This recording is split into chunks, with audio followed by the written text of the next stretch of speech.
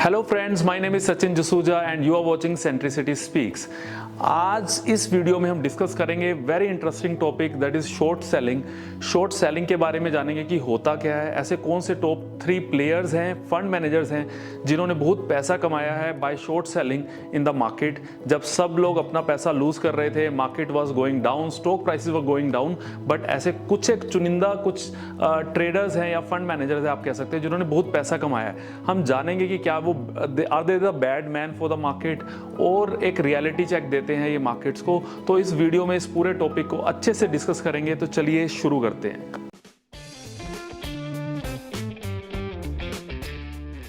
करोड़ों लोग मार्केट्स में इन्वेस्ट करते हैं और उनका एक ही ऑब्जेक्टिव होता है कि अगर स्टॉक मार्केट ऊपर जाएगा या फिर उनके जो शेयर्स जो उन्होंने बाय किए हैं अगर वो ऊपर जाएंगे then only they will make money. अगर कोई चीज़ 100 रुपीज़ पे उन्होंने खरीदी है तो दे वांट कि वो 150 हो जाए या 200 हो जाए।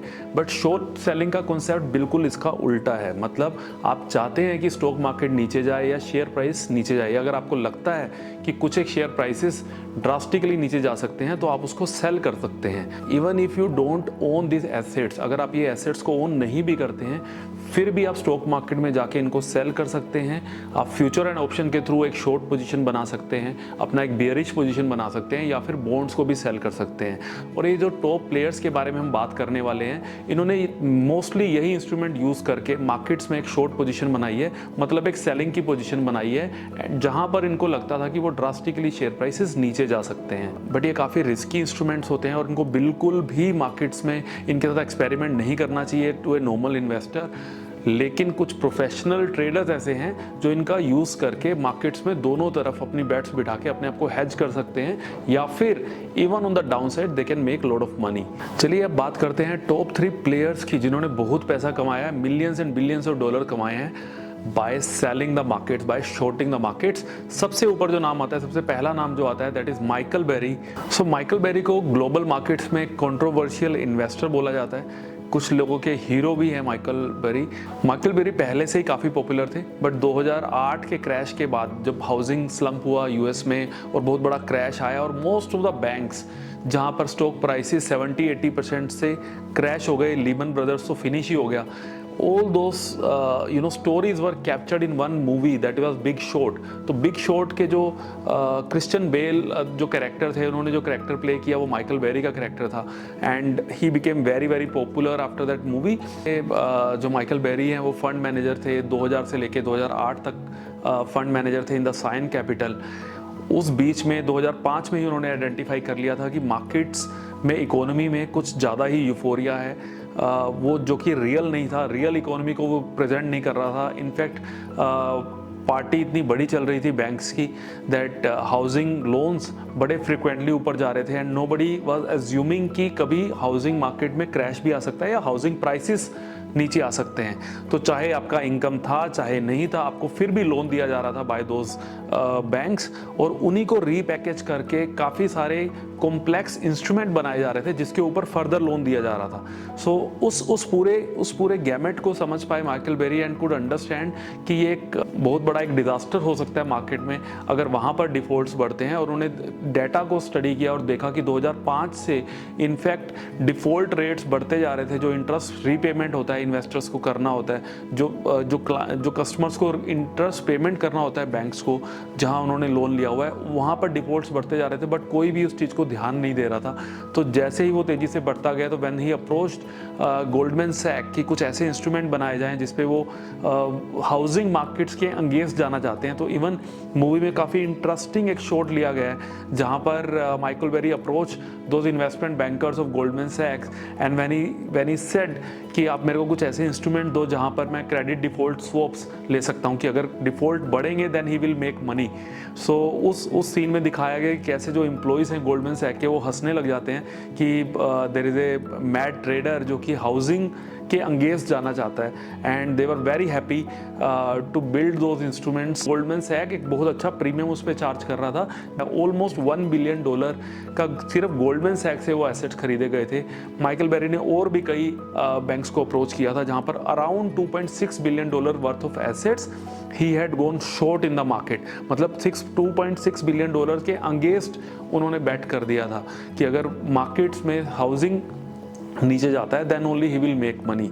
सो उस टाइम पे काफ़ी स्टूपिड साउंड कर रहे थे Michael Burry to all the investment bankers, but at last जब हाउसिंग मार्केट में क्रैश आना शुरू हुआ इन 2007-8 तो 70-80% तक हाउसिंग स्टॉक्स क्रैश कर गए। बैंक्स जिन्होंने लोन दिया हुआ था उन हाउसिंग कंपनीज को, उन बॉन्ड्स पे उन्होंने लिवरेज लिया हुआ था, वो सब बैंक्स के स्टॉक प्राइसेस नीचे जा रहे थे। बट साइन कैपिटल ने ऑलमोस्ट 120% का रिटर्न जनरेट किया। माइकल बेरी ने खुद $100 मिलियन का पर्सनल एक बेनिफिट हुआ उनको out of the $1 billion which he made for the Scion Capital. But Michael Burry ने उस टाइम उस फंड को छोड़ दिया, फिर वो एक इंडिविजुअल एक इन्वेस्टर बन गए, हेज फंड मैनेजर, जिसमें बड़ा क्लोज ग्रुप का ही वो पैसा मैनेज करते हैं। एंड आज भी काफ़ी एक्टिव है मार्केट्स में।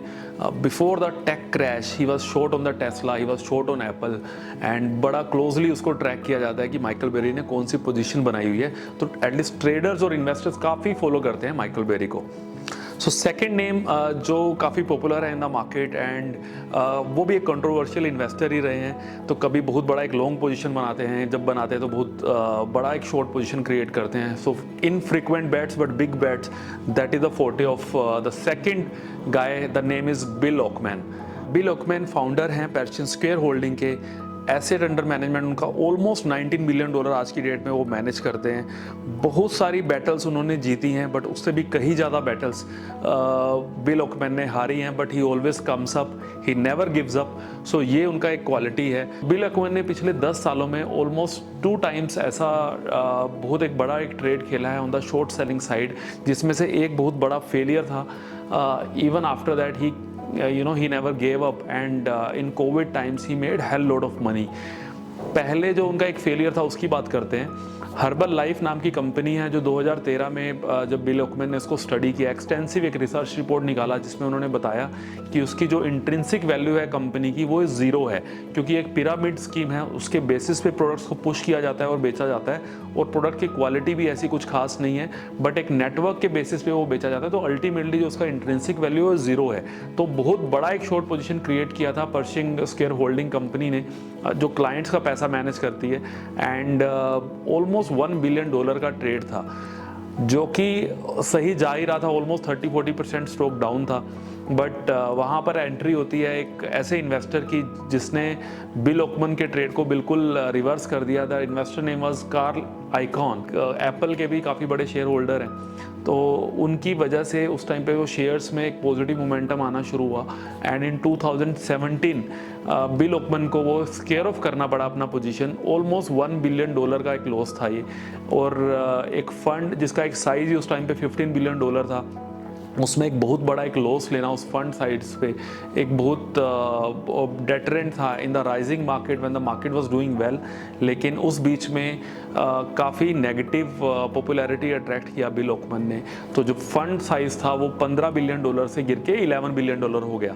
लेकिन इस चीज़ को ओवरकम किया बिल ऑकमैन ने after the big trade in Covid times. In Covid early times जब मार्केट्स गिरना स्टार्ट हुआ तो बहुत बड़ा एक पोजीशन उन्होंने क्रेडिट डिफॉल्ट स्वैप्स के थ्रू ही एक शॉर्ट पोजीशन बनाया, जहां पर उन्होंने financials, housing and many other sectors पे के बॉन्ड्स को शॉर्ट किया।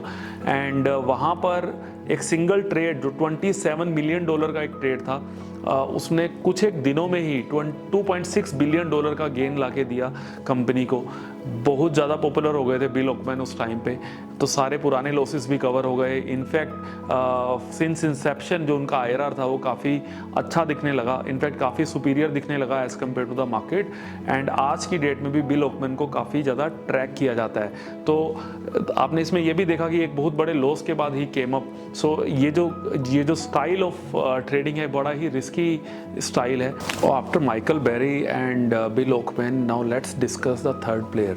Third player is very very popular specially in India, because अभी जो प्राइम टारगेट था उनका शॉर्ट सेलिंग करने का, that was Adani. So Adani fiasco को आप अच्छे से जानते हैं। पिछले 2 महीने से ये अदानी सागा चल रहा है, जहाँ पर काफ़ी कंपनीज अदानी कंपनीज के बॉन्ड्स में शॉर्ट पोजीशन बनाई। Nathan Anderson founded company Hindenburg. तो हिंडनबर्ग जो एक रिसर्च कंपनी है, जो कि अपने आप को एक्टिविस्ट शॉर्ट सेलर का एक इमेज दिया है उन्होंने, कि जहाँ पर उनको फाइनेंशियल इरेगुलेटरीज लगती हैं, जहाँ पर अनडिस्क्लोज जो ट्रेड्स, इनसाइडर ट्रेड्स होते हैं, वो कंपनीज का बेसिकली फोरेंसिक मैनेजमेंट जो देखते हैं, फोरेंसिक एनालिसिस करने के बाद दे फाउंड आउट कि कंपनीज में काफ़ी इरेगुलरिटीज़ हैं, उन कंपनीज में शॉर्ट पोजीशन बिल्डअप किया जाता है और फिर उसका एक्सटेंसिव एक रिसर्च रिपोर्ट भी निकाला जाता है for the public. Adani group में शॉर्ट पोजीशन बनाने से पहले हिंडनबर्ग ऑलरेडी एक पॉपुलर नेम यूएस में काफ़ी बन चुका था। इनफैक्ट ऑलमोस्ट 17 कंपनीज के ऊपर वो एक नेगेटिव रिसर्च रिपोर्ट अपना निकाल चुके हैं, जिसमें काफ़ी पैसा भी अपने इन्वेस्टर्स को कमा के वो दे चुके हैं। सबसे बड़ा जो सक्सेस उनको मिला that was Nikola in 2020 and after that China manufacturing company, China metal company के ऊपर एक उन्होंने रिसर्च किया and there were many companies after that. तो out of 17 companies almost 15 companies share prices corrected by more than 50% and कम से कम 13 ऐसी कंपनी है जहाँ पे शेयर प्राइस ऑलमोस्ट 80 to 90% भी फॉल हुआ है।